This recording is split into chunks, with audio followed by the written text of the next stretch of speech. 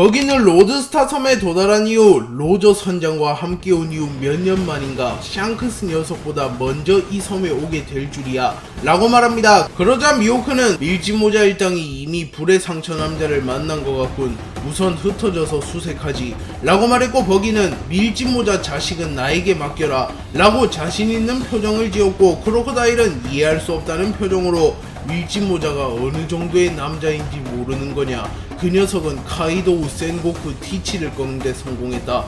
이놈은 물론이고 우리 중 누구도 그놈을 장담할 수 없다 라고 말합니다. 하지만 버기는 그놈보다 강하진 않지만 그놈을 쓰러뜨릴 방법은 알고 있다. 너희들은 밀짚모자 일당의 로드 포네그리프를 강탈한 이후 불의 상처 남자를 찾아라 라고 소리칩니다. 그리고 크로커다일, 미호크, 도플라밍고, 모리아는 못마땅했으나 별다른 수가 없었기에 버기의 작전을 따르기로 합니다. 그리고 버기는 특제 고기탄을 꺼내들며 밀짚모자 녀석을 유인할 미끼다, 그 녀석이라면 이 냄새를 맡고 여기로 올 테지 라고 말하며 맛있는 고기 냄새가 나는 특제 고기탄을 터뜨려버립니다. 그리고 루피는 이 냄새를 맡게 되었고, 루피는 어디서 고기 냄새가 나는데 저곳은 내가 수색해볼 테니 너희들은 다른 곳을 살펴봐 라고 말합니다. 그리고 조로는 견문색 패기를 통하여 가장 강한 기운이 느껴지는 곳으로 향합니다. 그리고 쌍디와 징베만이 수색을 하기로 하였고, 나머지 밀짚모자 일당은 가반의 집에서 머무르기로 결정합니다. 루피는 특제 고기탄의 냄새를 맡고 버기가 있는 곳으로 향하였고, 버기와 루피는 마주하게 됩니다. 그리고 버기는 식은땀을 흘리며 저 녀석 2년 전에 그 녀석이 아니야. 이 정도 위압감은 로저 선장, 아니 그 이상, 현실적으로 내가 저놈을 이길 방법은 없다. 하지만 시간 끌기라면 자신 있어 라고 생각하며 버기는 루피를 보며 반갑게 인사를 건네며 밀짚모자 사왕이 되었다는 소식은 잘 들었다. 그리고 나도 사왕이 되었다는 소식은 잘 들었지 라고 말했고, 루피는 갸우뚱한 표정으로 그래, 근데 네가 어떻게 사왕이 된 거냐, 말이 안 되는 것 같은데 라고 말하며 버기를 의심하는 모습을 보이자, 버기는 이 몸에 숨겨진 힘을 정부 측에서 파악한 거지. 참고로 나는 샹크스와 라이벌로 불렸던 몸이다. 그렇게 우리 둘이 싸우게 된다면 이 섬이 남아나질 않을 거야. 그렇게 되면 우리 동료들도 많이 다칠 테지. 그러니 너에게 제안 하나를 하마.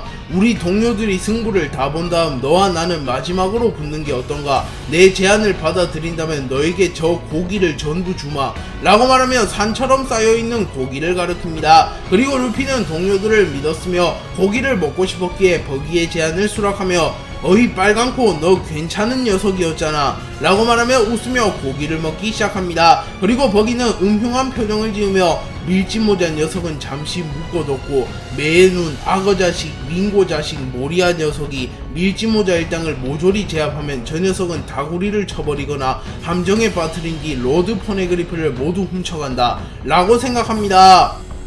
크로스 길드는 흩어져서 밀짚모자 일당을 수색하기로 결정하였고, 모리아는 거대한 산을 바라보며 산 꼭대기에 무언가 있을 것이라고 생각하며 산 꼭대기로 향합니다. 그리고 현재 산 꼭대기에는 루피, 조로, 쌍디, 징베를 제외한 밀짚모자 일당이 있었기에 사실상 전투원들이 없다고 볼 수 있습니다. 그리고 모리아는 빠른 속도로 산 꼭대기로 향했고 그곳에서 집 한 채를 발견합니다. 그리고 우솝은 모리아를 발견하며 매우 놀란 표정을 지으며 저 녀석이 왜 여기에, 분명 하치노스 섬에서 해군에게 붙잡혔을 텐데 라고 소리칩니다. 그리고 초파도 이를 보며 놀라며 스릴러바크의 괴물자식이라고 소리칩니다. 그리고 모리아는 거대 가위를 꺼내어 우솝의 그림자를 잘라버리려 합니다. 하지만 그 순간 부룩이 나타나 모리아의 가위를 쳐내며 요호호호호, 오랜 악연을 갚아드릴 차례네요 라고 말했고, 모리아는 해골자식, 이놈이 밀짚모자에게 도움을 청하지만 않았어도 내 그림자 왕국은 건재했을 텐데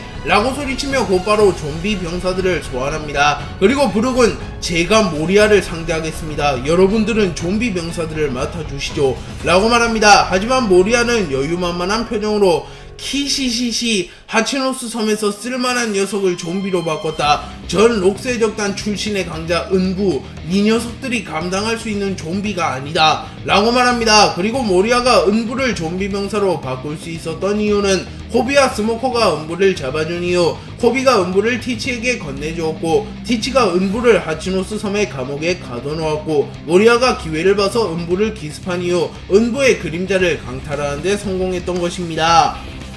모리아는 음부를 포함한 좀비 병사들을 이용하여 밀지모잘당을 공격하려 했고 나미, 프랑키, 우섭, 초파가 좀비 병사를 상대하게 됩니다. 그리고 오래전부터 모리아와 악연이 있었던 브룩이 모리아를 도맡아 상대하게 되었고 모리아와 브룩의 대결이 성사됩니다. 모리아는 브룩과의 대결이 시작된 이후 브룩을 만만하게 보며 키시시시 다시 한번 그림자를 거두어 영원한 어둠 속에 살게 만들어주지 라고 소리친 이후 브룩에게 뿔도마뱀을 사용하여 브룩의 뼈를 부숴버리려 합니다. 하지만 브룩은 콧노래 300보 오니가르기를 사용하여 모리아의 뿔도마뱀을 쳐내는 데 성공했고 모리아는 놀라며 브룩이 과거보다 성장했음을 알아차립니다. 그리고 브룩은 바스코샷과의 대결에서 패배한 자신을 떠올리며 루피 선장에게 도움이 되기 위해선 다시는 그런 패배를 맞이하면 안된다 라고 생각한 이후 비연곡 방드로를 사용하여 모리아의 다리를 베어버립니다. 그리고 브룩은 자신이 스피드만큼은 모리아보다 빠르다고 확신하며 공격을 속사포처럼 집어넣기 시작하였고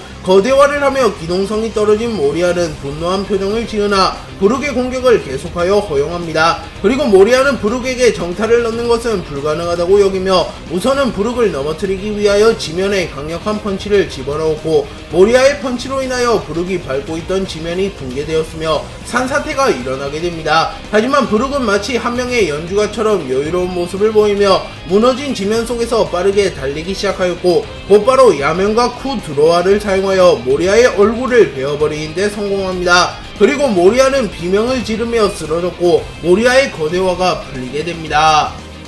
은부를 필두로 한 좀비 부대가 우솝, 나미, 초파, 프랑키를 노렸고 우솝은 필살 화염성을 사용하여 좀비 부대를 모조리 태워버립니다. 그리고 나미는 제우스와 협공하여 뇌운을 사용하여 좀비 부대를 쉽게 정리하였고 프랑키는 장군 모드로 초파는 거대화를 사용한 이후 동시에 은부를 공격합니다. 그리고 프랑키와 초파는 슈퍼 프레퍼공이라는 연기기를 사용하여 은부를 넘어뜨리는 데 성공합니다. 그리고 우솝은 좀비 병사들 정도야 식은 줄 먹기인걸 하하하 몇 명이 와도 상관없어 라고 소리쳤고 프랑키는 웃으며 이전 전투에 비하면 너무 쉬운걸 이라고 말합니다. 실제로 밀지모잘당은 사선을 겪으며 너무나도 강해진 상태였기에 자아가 없는 좀비 병사쯤이야 식은 죽 먹기였습니다. 하지만 은부는 일반적인 좀비 병사들보단 강했고 다시 한번 은부가 일어섭니다. 그리고 우솝이 필살 초록성을 사용하여 은부의 발을 묶어버렸고 나미가 제우스를 이용하여 뇌용을 사용하여 은부에게 치명상을 입힙니다. 그리고 잠시 후 프랑키가 메디컬 빔을 쏴서 은부의 복부를 그대로 녹여버렸고 초파가 발굽 마름모를 사용하여 은부를 마무리 지어버립니다. 그리고 우솝은 브룩 좀비 병사는 다 잡았다 이제 모리아만 잡으면 돼 모리아는 너에게 맡기마 라고 말합니다. 모리아는 거대화가 풀린 이후 좀비 병사마저 모두 당한 것을 보며 격분하며 브룩에게 달려들었고 브룩은 침착한 모습을 보이며 파티 뮤직을 사용하여 모리아의 집중력을 흐트러뜨립니다. 그리고 브룩은 곧바로 콧노래 300보 영혼의 오니가르기를 사용하여 모리아를 다시 베어버리는 데 성공했고 모리아는 비명을 지르며 고통을 호소합니다. 하지만 모리아는 정신력으로 이를 버텨낸 이후 브릭 배트를 사용하여 무수히 많은 박쥐들을 브룩에게 날리나 브룩은 빠른 속도를 이용하여 이를 피해낸 이후 영혼의 외침을 사용하여 모리아의 다리를 베어버리는 데 성공합니다. 하지만 그 순간 모리아가 브룩을 잡은 이후 브룩을 바닥에 패대기 쳤고 브룩은 뼈가 부서질 뻔하며 큰 충격을 받습니다. 그리고 모리아가 브룩을 짓밟으려 하였으나 브룩은 부활 열매의 혼을 자신의 검에 담은 이후 무량색 패기를 발현하는 데 성공하며 자신의 검을 흑도로 만들어냅니다. 그리고 브룩은 콧노래 100보 영혼 집중 참격 가르기를 사용하여 모리아를 정확하게 베어버리는 데 성공했고 모리아는 정신을 잃으며 쓰러졌고 브룩은 오랜 악연을 정산하는 데 성공합니다.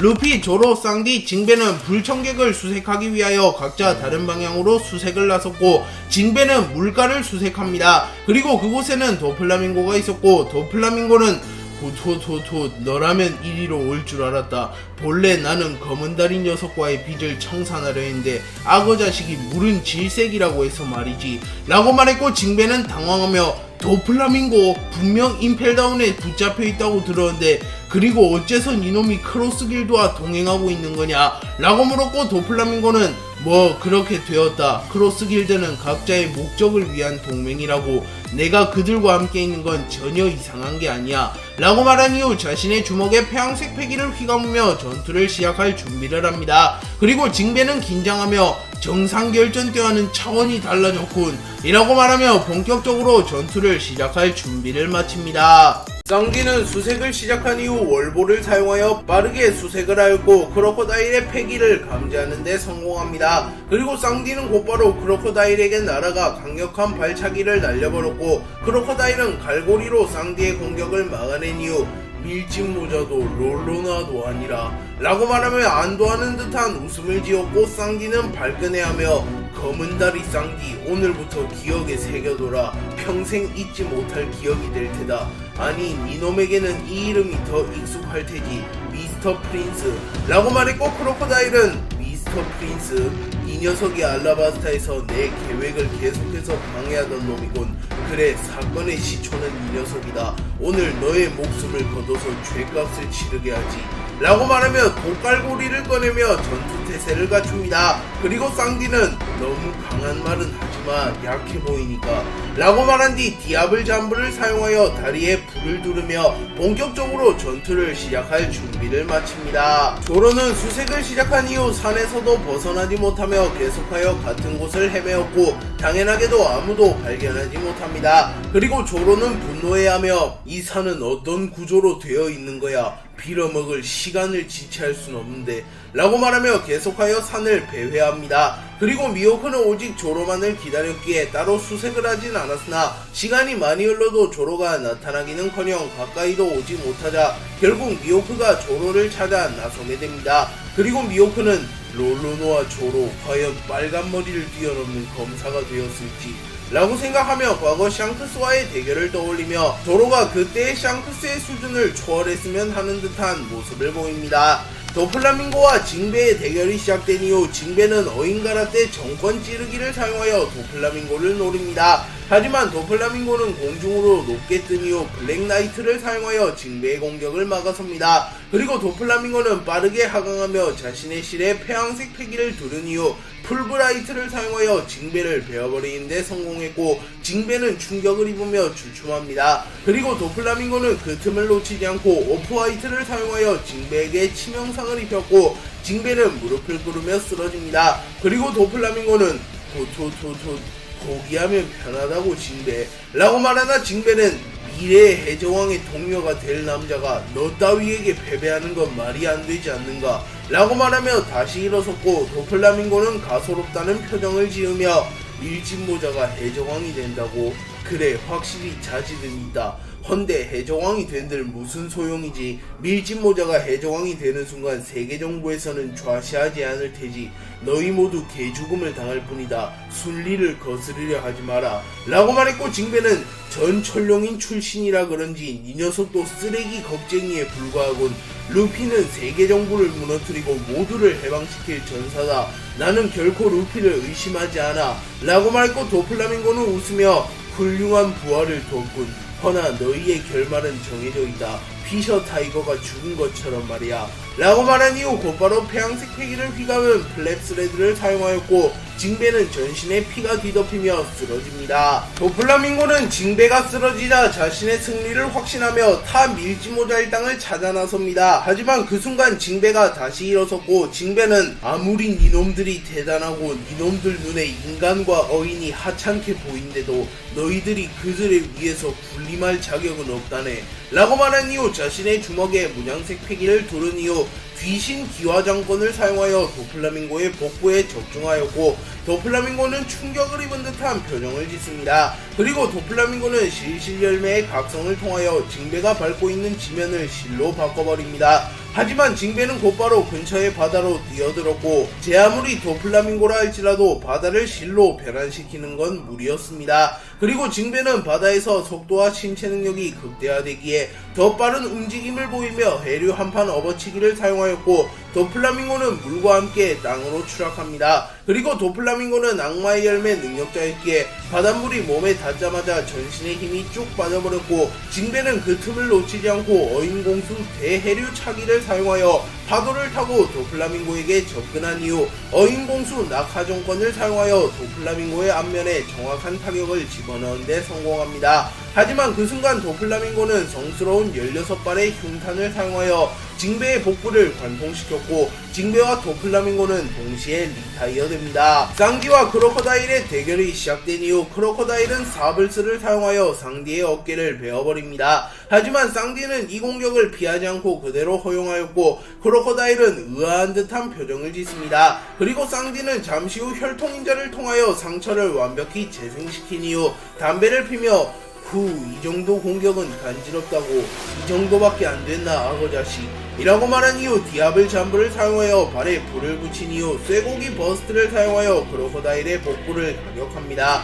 하지만 크로커다일은 자신의 복부를 모래로 변환시킨 이후 쌍디의 공격을 최소화하는 데 성공했고 곧바로 초승달 사고를 사용하여 쌍디를 노립니다. 그러나 쌍디는 월보를 사용하여 이를 피해낸 뒤 곧바로 공중에서 낙하하며 캐비어 비스트를 사용하여 마치 한 마리의 상어처럼 빠르게 크로커다일의 앞면에 강력한 발차기를 집어넣습니다. 그리고 크로커다일은 코피를 흘리며 쓰러집니다. 하지만 이 정도로 크로커다일을 완전히 리타이어 시키는 건 무리였고 크로커다일은 다시 일어섭니다. 그리고 쌍디는 그래 이 정도는 해줘야지 라고 말한 이후 정강이사를 사용하여 크로커다일의 왼쪽 허벅지를 정확하게 노립니다. 그리고 크로커다일은 큰 충격을 입었고 데저트 리스파다를 사용하여 쌍디에게 반격을 하였으나 쌍디는 혈통인자를 통하여 다시 한번 상처를 회복했고 크로커다일은 좌절한 듯한 표정을 짓습니다. 크로커다일은 쌍디와 정면 대결로 승부를 보면 승산이 없을 뿐더러 쌍디의 괴랄한 회복력을 뚫기 위해서는 쌍디를 한 번에 쓰러뜨리거나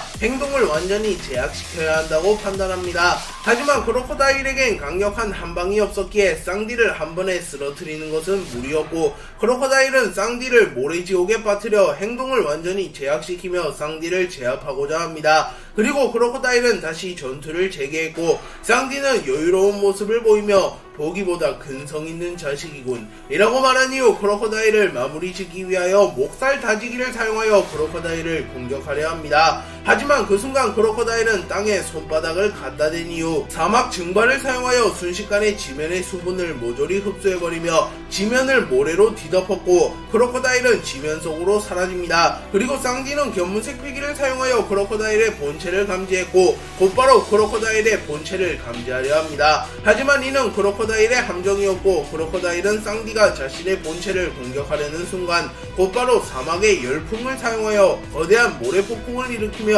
쌍디를 집어 삼켜버립니다. 그리고 쌍디가 모래폭풍 속에서 허우적일 때 크로커다일은 독이 발린 갈고리를 사용하여 쌍디를 긁어버리는 데 성공했고 쌍디의 온몸에 독이 퍼지며 쌍디는 전신이 마비됩니다. 그리고 크로커다일은 사막의 소용돌이를 사용하여 쌍디를 사막 구덩이에 파묻어버렸고 쌍디는 산채로 사막에 묻혀버리게 됩니다. 쌍디는 크로커다일의 작전에 당하며 온몸이 마비된 채로 사막에 파묻혀버립니다. 하지만 쌍디의 몸은 워낙 흡수했으며 회복력이 뛰어났던 터라 얼마 지나지 않아 쌍디는 독을 일부 회복하며 몸을 움직일 수 있게 되었고 쌍디는 극한의 상황에서 생존한 경험이 많기에 침착하게 숨을 참으며 사막에서 빠져나가려 합니다. 그리고 쌍디는 온 힘을 다해 모래보행을 사용하여 모래지옥에서 탈출하는 데 성공했고 크로커다일은 견문색 피기로 이를 감지한 이후 쌍디의 몸이 완전히 회복되기 이전 승부를 보기 위하여 사막의 보검을 사용하여 쌍디를 베어버립니다.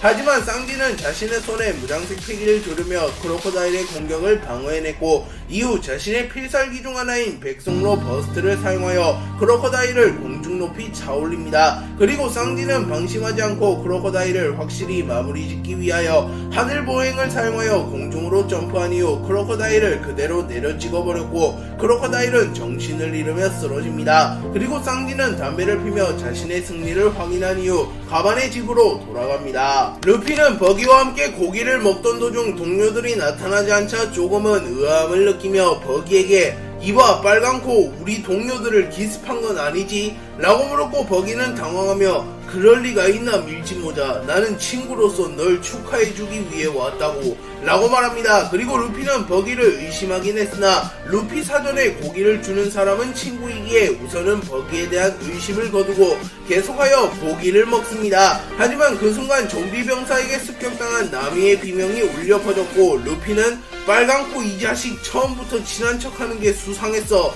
라고 소리칩니다. 그리고 버기는 더 이상 루피를 묶어두는 게 불가능하다고 판단하고 미호크 크로커다일 도플라밍고 모리아가 타 밀지모자 일당을 처리했기를 기원하며 곧바로 안전한 곳으로 도주하려 합니다. 하지만 그 순간 루피가 버기를 낚아챈 이후 버기를 땅에 내동댕이 쳤고 루피는 자신의 주먹에 폐양색 휘기를 휘감으며 버기를 쓰러뜨리려 합니다. 그리고 버기는 울컥해하며 자신이 한때 샹크스와 라이벌로 불렸으며 루피를 몰아붙인 적도 있다는 것을 떠올리며 나도 너와 같은 사왕이다 이놈아 날 물로 보는 건 관두시지 라고 말한 이후 루피의 얼굴에 특제 찐득탄을 쏴버려 루피의 얼굴에 찐득찐득한 점액 같은 걸 쏴버리며 루피를 넘어뜨리는 데 성공합니다. 루피는 찐득한 점액을 털어내기 위하여 빠르게 달리며 얼굴을 흔들어댔고 버기는 그 틈을 놓치지 않고 특제 화염탄을 쏴버리며 루피를 불태워버립니다. 하지만 루피는 무장색 피기를 사용하여 이를 방어했고 곧바로 고무고무 채찍을 사용하여 버기를 공격하려 했으나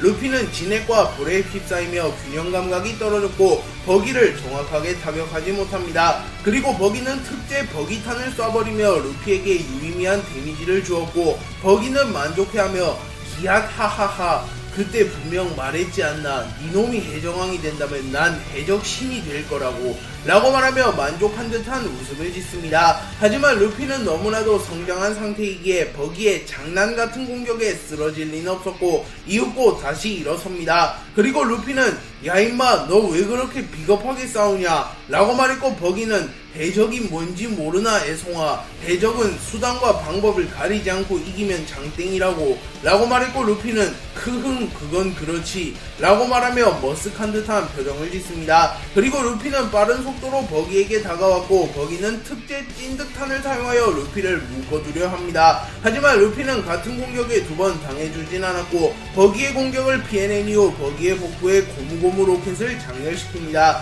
그리고 버기는 고통을 호소하며 쓰러졌고 루피는 버기를 쓰러뜨린 이후 다른 곳으로 향하려 합니다. 루피에게 일격을 맞은 버기는 한순간 만에 의식이 날아갔고 버기는 로저의 적단 시절을 떠올리게 됩니다. 그리고 그 당시 버기는 샹크스의 라이벌로 불리고 있었으며 로저와 레일리도 인정하는 유망주였습니다. 하지만 버기는 수련을 게을리하며 보물만 탐하게 되며 재능을 만개하지 못했고 결국 이도 저도 아닌 해적이 되었습니다. 하지만 탁월한 행운 덕분에 결론적으로 버기는 사왕이라고 불리게 되었고 버기의 해적 인생에 다시 한번 꽃이 피었습니다. 그러나 버기는 칭호에 걸맞는 실력을 가지진 못했고 버기 본인도 그 사실을 알았기에 내심 마음 한편으로는 강해지고 싶다는 욕망이 있었습니다. 그리고 루피에게 일격을 허용한 이후 버기는 생사의 기로에 서게 되며 강해지고 싶다는 욕망이 극한으로 치솟았고 버기의 잠재력이 개화되게 되며 버기는 동강 열매의 능력을 각성하는 데 성공합니다. 그리고 버기는 비로소 악마의 열매 각성을 통하여 주변 사물은 물론이고 생물에 마저 영향을 줄 수 있게 되었고 다시 일어선 버기는 곧바로 루피의 팔을 동강내어버리려 합니다. 하지만 루피는 문양색 패기를 이용하여 이를 방어했으나 마치 팔이 떨어져 나가는 듯한 깨름칙한 감정을 느끼게 되었고 루피는 뒤돌아서서 버기를 바라봅니다. 그리고 버기는 당당하게 일어서 있었고 버기는 밀짚모자 아직 승부를 결정지지 못했지 않나 라고 말했고 루피는 웃으며 니시시시 너도 강해졌구나 라고 말한 이후 기어 피프스를 사용하여 니카로 변신합니다. 그리고 기어 피프스 루피와 동강 열매의 능력을 각성한 버기의 대결이 시작됩니다.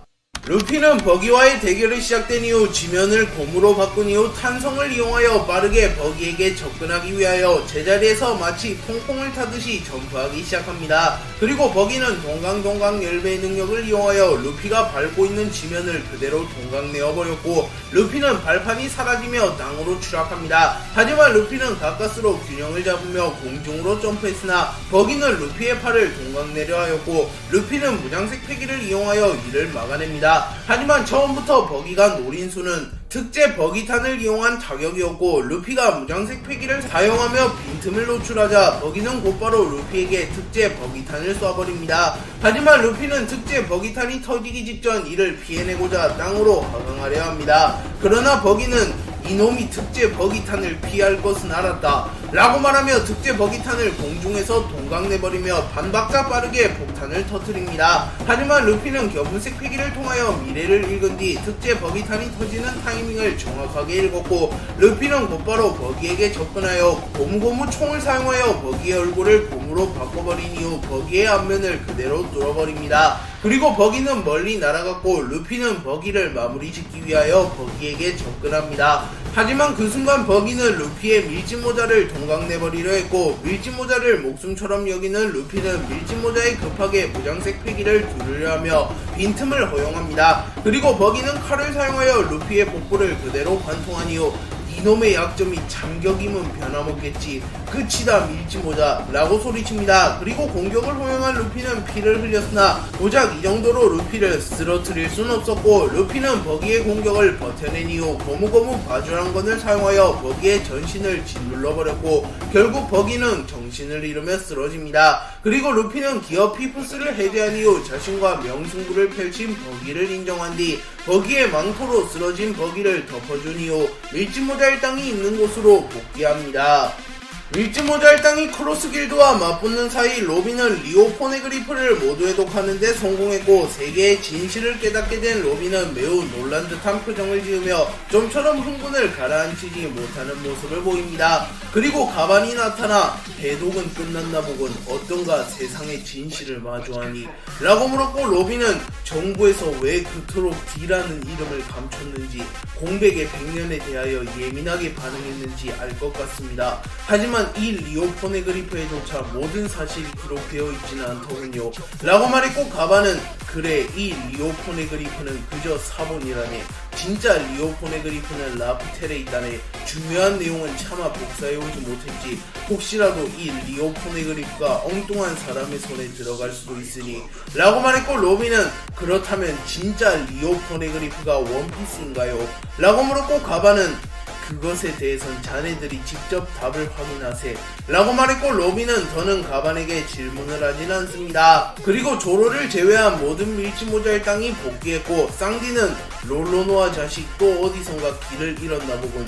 아니면 설마 라고 말하며 조로가 미호크에게 패배했을 수도 있다고 생각합니다. 그리고 우솝은 우리가 좀비 병사와 모리아를 쌍디가 크로코다일을 징베가 도플라밍고를 루피가 버기를 처리했다면 조로는 미호크와 맞붙게 되었을 텐데 아직은 세계 최강은 무리인 건가? 라고 말했고 루피는 우솝 조로를 믿어. 조로는 절대 안 져. 우리랑 약속했잖아. 세계 최강의 검사가 되기로 라고 말하며 조로를 신뢰하는 듯한 모습을 보입니다. 그리고 우솝은 머쓱해하며 로빈 리오 포네그리프에는 뭐라고 적혀있어? 라고 물었고 로빈은 듣게 되면 다신 되돌아갈 수 없어.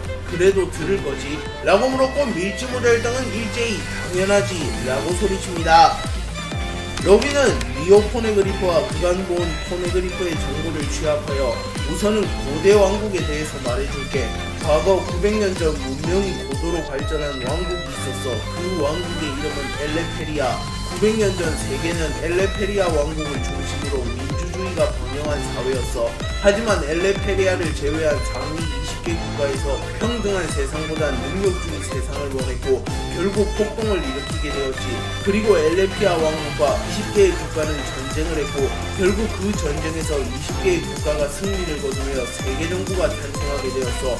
그리고 세계정부가 출범한 이후 네팔타리 가문을 제외한 19개 가문은 모두 마리조아로 이주하며 스스로를 신이라고 부르게 되었고 현재 그들의 후예가 철령님이라고 불리는 자들이야 라고 말하며 세계정부가 탄생된 비화에 대하여 말해줍니다. 그리고 나미는 그럼 원피스와 포네그리프는 누가 남긴 거야? 라고 물었고 로빈은 원피스를 남긴 이는 엘레페리아 왕국의 전사 조이보이, 포네그리프를 남긴 이는 네팔타리 가문의 여왕 릴리, 고대병기는 엘레페리아 왕국의 무기였어 라고 말하며 원피스 고대병기 포네그리프의 출처를 밝힙니다. 그리고 징베는 원피스는 라프텔에 있다고 들었소만 그렇다면 고대병기는 어디에 있는 건가? 라고 물었고 로빈은 포세이돈은 대대적으로 어인섬에 태어나는 비범한 공주를 뜻하지. 포세이돈은 세상의 모습을 드러냈어. 용궁왕국의 공주 시라오시, 플루톤의 설계도는 워터세븐에 대대로 전해져 내려오고 있고 라고 말했고 프랑키는 플루톤의 설계도라면 걱정하지마. 이미 내 머릿속에 다 저장되어 있으니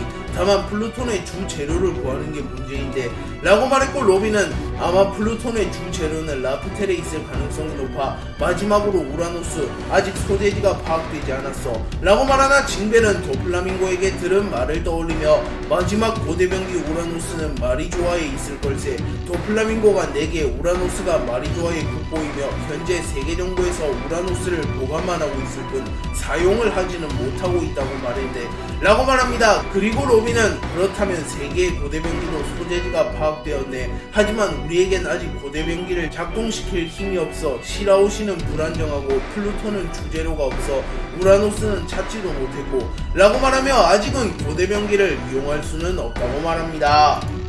나미는 그렇다면 라프텔로 가는 방법을 알아냈어? 라고 물었고, 로빈은 라프텔의 위치는 과거 엘레페리아 왕국이 있던 곳이야. 현재 정부에서 엘레페리아 왕국의 위치를 감춰두었으며 의도적으로 출입을 막았기에 평범한 방법으로는 우연히 지나치더라도 엘레페리아 왕국으로 갈 수 없었던 거지. 엘레페리아 왕국, 즉 라프텔로 가는 방법은 4개의 로드 포네그리프가 인도하는 곳으로 이동해야 해. 기록 지침은 로드스타 섬에서 끝이 나지만 4개의 로드 포네그리프가 가리키는 세상의 종착역은 로드스타 섬이 아니라 라프텔이야. 4개의 로드 포네그리프가 가리키는 4개의 지점을 알아낸 뒤 지도상에서 4지점을 연결하면 비로소 4개의 로드 포네그리프가 가리키는 라프텔의 정확한 위치가 드러나. 하지만 라프텔은 평범한 섬과는 다르게 특수한 능력으로 인하여 봉인되어 있는 섬이기에 4개의 로드 포네그리프가 가리키는 지점에 가더라도 라프텔에 반드시 도달할 수 있는 건 아니야